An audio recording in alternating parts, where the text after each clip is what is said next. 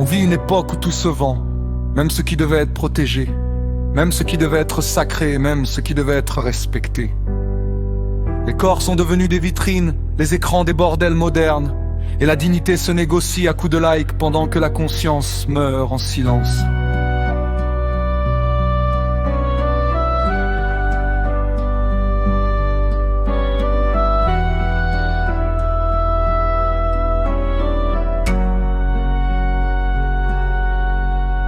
On appelle ça liberté, moi j'appelle ça une chaîne bien décorée. On appelle ça évolution, moi j'y vois une régression maquillée. Les filles s'exposent, les hommes consomment, les réseaux applaudissent, et personne ne veut porter la responsabilité. On filme au lieu de protéger, on partage au lieu de dénoncer, on normalise au lieu de s'indigner, puis on s'étonne que le respect disparaisse. Aujourd'hui l'intimité est publique, la honte est devenue tendance. La dégradation est monétisée et la pudeur traitée comme une maladie. On vend son corps pour le buzz, on vend son âme pour l'argent. On vend ses valeurs pour exister dans un monde qui ne respecte que ce qui choque. Ne me parle pas de modernité quand l'humain se réduit à un objet. Ne me parle pas d'amour quand les relations sont jetables.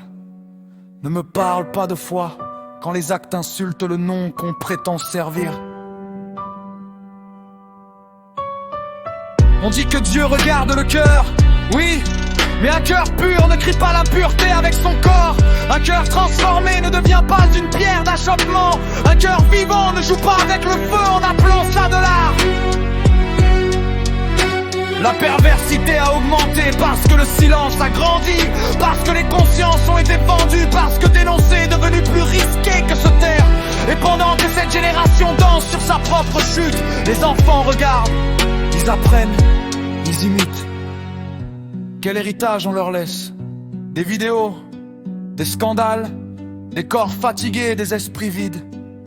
Ce slam n'est pas là pour plaire, il est là pour réveiller, pas pour condamner, mais pour avertir avant l'effondrement. Il est temps d'arrêter de jouer avec la chair, temps de reprendre le contrôle, temps de rendre à l'humain sa valeur, temps de